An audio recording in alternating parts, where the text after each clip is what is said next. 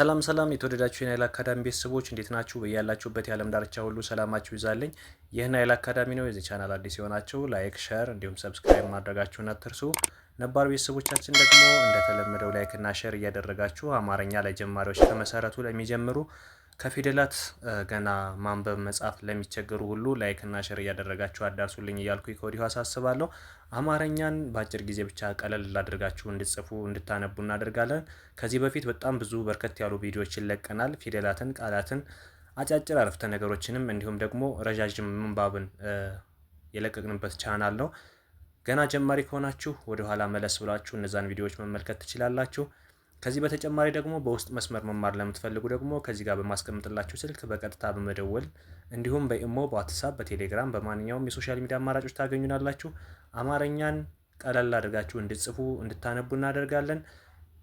በጣም ብዙ እህት ወንድሞቻችን በልጅነታቸው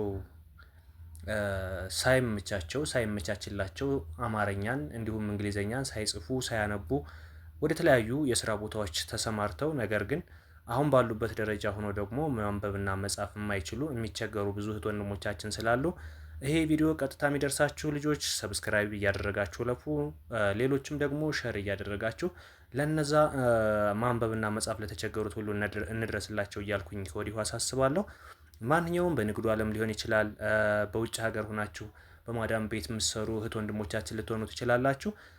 አማርኛን ቀለል አድርገን እናስተምራችኋለን። ጊዜ ምናልባት ሊጠባችሁ ይችላል። ነገር ግን እንደምንም አድርጋችሁ አንድ ሰዓት ያክል አመቻችታችሁ በውስጥ መስመር መማር የምትፈልጉ ካላችሁ በውስጥ መስመር አሊያ ደግሞ ቪዲዮውን በቀጥታ በምሰሩበት አጋጣሚ ኤርፎንም አድርጋችሁ ሊሆን ይችላል በመከታተል ራሳችሁን እንድትለውጡ እያልኩ አሳስባለሁ። እንደምታውቁት በዚህ ቴክኖሎጂ በረቀቀበት ዘመን አለመጻፍ አለማንበብ ምን ያህል አእምሮ እንደሚነካ ታውቁታላችሁ። በተለይ ደግሞ አንድን ነገር መጻፍ ፈልጋችሁ የሆነን ሰው በዚህን ሰዓት አሁን ጻፍልኝ ብትሉት ምን ያህል ስም እንደሚሰጣችሁ አስቡት። የሽንገላ ቃል ነው የሚመስለው። አንድን ሰው ዛሬ በወጣትነት ደረጃ ሆናችሁ 20-30 ዓመት ላይ ሆናችሁ እንደው ወንድሜ ይህን ጻፍልኝ፣ እህቴ ይህን ጻፊልኝ ብትያት ወይም ብትዩ በጣም ነው የሚከብደው። በቃ የሆነ ያሾፈችኝ መስሎ ስለሚታየው ጭራሽ ሌላ ነገር ነው የሚያመጣባችሁና ከእንደዛ አይነት ነገር ለመውጣት ደግሞ የግድ ምን ማድረግ አለብን?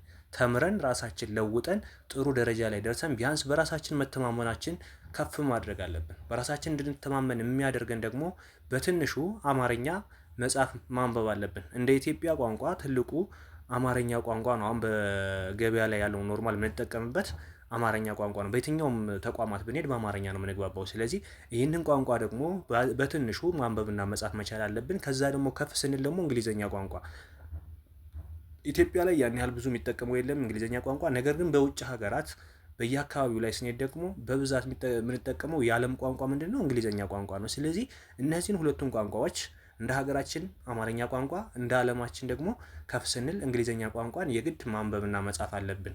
ብዙዎቻችን አሁን እንግሊዘኛ እናወራለን፣ ነገር ግን ተገጣጥሞ እንዴት እንደሚጻፍ እንዴት እንደሚነበብ ደግሞ አናውቀውም። በልምድ ነው ያዝነው። ይህንን በልምድ የያዝነውን ቋንቋ ደግሞ ከፍ አድርገን በጽሁፍ የተደገፈ ስናደርገው ኖርማል ሁሉን ያሟላ መልእክት አስተላላፊ ትምህርት ይሆናል ማለት ነው። ስለዚህ እሱን ለማግኘት ደግሞ እናንተ ያው እድሜ ሳይገድባችሁ እኔ ይህን ያህል እድሜ ሆኖኛል ይህን ያህል ጊዜ ሆኖኛል በማለት ሳይሆን ራሳችሁን ዝግጁ አድርጋችሁ በመማር ራሳችሁ መለወጥ ትችላላችሁ። የትምህርት ፍጻሜ የለውም፣ እድሜ የለውም፣ ገደብ የለውም። በማንኛውም ሰዓት ትምህርትን መማር እንችላለን ማለት ነው። ዋናው ትልቁ ነገር አሁን በዚህ እድሜ እንዴት እማራለሁ የሚለው ሳይሆን አሁን በዚህ እድሜ እንዴት ሰውን እጠይቃለሁ የሚለው በአእምሯችሁ ላይ ተፈጥሮ እንድታነቡ እንድትጽፉ የራሳችሁ የሆነ የህሊና ጥያቄ ሊሆናችሁ ይገባል ማለት ነው። ይህን ካልኳችሁ ዛሬ ደግሞ ይዤላችሁ የመጣሁት ጥር ያሉ በየአራት ነጥቡ መካከል የምታገኟቸው አጫጭር ጥቅሶች ናቸው። ግን ስታዩት ረዥም ምንባብ ነው የሚመስል። በየመሃሉ ደግሞ አጫጭር ጥቅሶች አሉ። እነሱን የምናነብ ነው የሚሆን። ወደ ትምህርቱ ሲሄድ ምንድነው የመጀመሪያ ስራችን መሆን ያለበት? አንድን ቃል ወይም አረፍተ ነገር አሊያም ብዙ ረዥም ምንባብን ለማንበብ የመጀመሪያ ስራችን መሆን ያለበት ምንድነው? ፊደላትን ነጣጥለን ማወቅ ይጠበቅብናል። የመጀመሪያ ስራችን ፊደላትን ነጣጥለን ማወቅ ይጠበቅብናል። ከዛ በኋላ ደግሞ እነዛ ፊደላቶቹ ከየትኛው ቤተሰብ የመጡ ናቸው የሚለውን ማወቅ ይጠበቅብናል። ከየትኛው ቤተሰብ መምጣታቸውን ካወቅነ ደግሞ እነዚህ ፊደላቶቹ ስንተኛ ድምጽ ናቸው፣ አንደኛ፣ ሁለተኛ፣ ሶስተኛ የሚለውን ደግሞ እናውቃለን ማለት ነው። ከዛ በኋላ እነዚህን ህጎች ካሟላን በኋላ ምን እናደርጋለን? አገጣጥመን እናነባለን። አገጣጥመን ስናነብ ደግሞ በጣም የምትቸገሩ ካላችሁ ጀማሪዎች ከሆናችሁ የመጀመሪያ ስራችሁ መሆን ያለበት ምንድነው? አንድ ፊደል በስርዓት ማወቅ። የመጀመሪያዋን አንድ ፊደል ለምሳሌ እዚህ ጋር ህ የምትለዋ ከሆነች ህይወት የሚለውን ለማንበብ የመጀመሪያ ስራችን ህ የምትባለዋን ማወቅ ነው። ከዛ ህ የምትባለዋን በአእምሯችን ላይ ከጻፍነ በኋላ ይ የምትባለዋን እንጨምራለን። ህ ይ እያልን እንይዛለን። ሁለት ፊደሎችን በአእምሯችን እንይዛለን። ሁለቱም ፊደል በአእምሯችን ከያዝነ በኋላ ደግሞ አንድ ፊደል እንጨምርና ሶስት እናደርገዋለን። ህ ይ ብለናል። እዛ ህ ይ ወ እንላለን። ህይዎ ይህንንም በአእምሯችን ካስቀመጥነ በኋላ የመጨረሻ አራተኛውን ስንጨምረው ት ምን ብለናል? መጀመሪያ ህይወ ብለናል። እዛ ት ስንጨምርበት ህይወት የሚለውን ይሰጠናል ማለት ነው። ልክ እንደዚህ አድርጋችሁ ማንበብ ትችላላችሁ ማለት ነው። ቀለል አድርጋችሁ ማየት ስለምትችሉ ያን ያህል የሚከብድ አይደለም። እናንተ ቀለል አድርጋችሁ እዩዋቸው። እነዚህ ያን ያህል የሚከብዱ ስላልሆኑ አሁን ቀጥታ ወደ ትምህርቱ እንሄዳለን። እስከ መጨረሻው አብራችሁን ቆዩ። ህይወት አዙሪት ናት። ህይወት አዙሪት ናት። ምንድነች? ህይወት አዙሪት ናት። ረዥም ርቀት የተጓዝክ ቢመስልህም የምትጨርሰው ከጀመርክበት ነው። ረዥም ርቀት የሄድክ ቢመስልህም ወይም የተጓዝክ ቢመስልህም የምትጨርሰው ከጀመርክበት ነው። ራቁትህን ትወለዳለህ፣ እርቃንህን ወደ መቃብር ትወርዳለህ። ራቁትህን ትወለዳለህ፣ እርቃንህን ወደ መቃብር ትወርዳለህ። ይሄ ነው ከጀመርክበት መጨረስ ማለት። ምንድነው የሚለው? መጀመሪያ ስንጀምር ረዥም ርቀት የተጓዝ ቢመስልህም የምትጨርሰው ከጀመርክበት ነው። ይሄው ራቁትህን ትወለዳለህ፣ እርቃንህን ወደ መቃብር ትወርዳለህ። ከጀመርንበት ጨረስን አይደል? ህይወት እንደዚህ ናት። ጥርስ አልባው ድድህ እየጋጥክ ትጀምራለህ። በጥርስ አልባው ድድህ እየጋጥክ ትጀምራለህ። ጥርሱን ባረገፈው ድድህ እያልጎጠጎጥክ ትጨርሳለህ።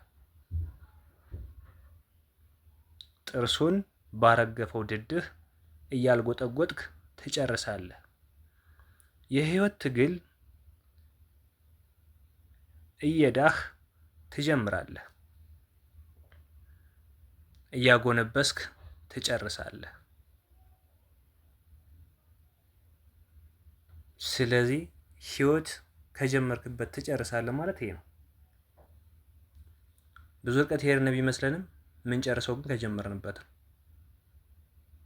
ያ ማለት እንደምታዩት ነው። እዚህ ጋር ራቁትን ትወለዳለህ፣ እርቃንህን ወደ መቃብር ትወርዳለህ። ጥርስ አልባ ድድ እየጋጥ ትጀምራለህ። ጥርሱን ባረገፈው ድድህ እያልጎጠጎጥ ትጨርሳለህ። የህይወት ትግል እየዳህ ወይም እያንቧቸ ትጀምራለህ። አጎንብሰህ እያንቧቸ ትጨርሳለህ። ስለዚህ ህይወት ምንድነው? አዙሪት ናት። ህይወት አዙሪት ናት። ከጀመርንበት እንጨርሳለን። ይህንን ቪዲዮ ረጋ ብላችሁ ለመመልከት ሞክሩ። እያንዳንዱን እዚህ ጋር የጻፍኩላችሁን አንብባችሁ ጽፋችሁ ቴሌግራም ግሩፕ አለ፣ ከዛ ላይ ያስቀምጡልኝ። እያንዳንዱን ስህተታችሁን እያረምኩ የማስቀምጥላችሁ ነው የሚሆነው። ከዚህ በተጨማሪ ደግሞ እሁድና ቅዳሜ እንግሊዝኛና አማርኛ ለገዛ ትምህርት መማር የምትፈልጉ ወይም እንድትታገዙ የምትፈልጉ ካላችሁ ደግሞ ቴሌግራም ግሩፕ አለ። ጆይን በማድረግ እንዴት አድርገን ነው ቴሌግራም ግሩፑን ማግኘት የምንችለው ብላችሁ የተቸገራችሁ ካላችሁ ደግሞ ከዚህ ጋር ቪዲዮ በታች ሊንክ አለ። ኖርማል ናይል አካዳሚ የሚለው ጋር ከፕሮፋይሉ ስር ሊንክ አለ፣ ቴሌግራም ሊንክ። ያን ሊንክ ስትጫኑት ቀጥታ ወደ ግሩፑ ይወስዳችኋል። ግሩፑን ጆይን እያደረጋችሁ ቅዳሜና እሁድ መማር ትችላላችሁ። በአጭር ጊዜ ብቻ እንድትለወጡ፣ እንድትጽፉ፣ እንድታነቡ እናደርጋለን። አማርኛም በተለይ በቀላል ጊዜ ብቻ አቀላጥፋችሁ እንድትጽፉ፣ እንድታነቡ እናደርጋለን። አብራችሁኝ ስለነበራችሁ ከልብ እያመሰገንኩ በሌላ ክላስ እስከምንገናኝ ደግሞ እናንተ የዘውትር ድጋፋችሁ ላይክና ሼር ማድረጋችሁን እንዳትረሱ።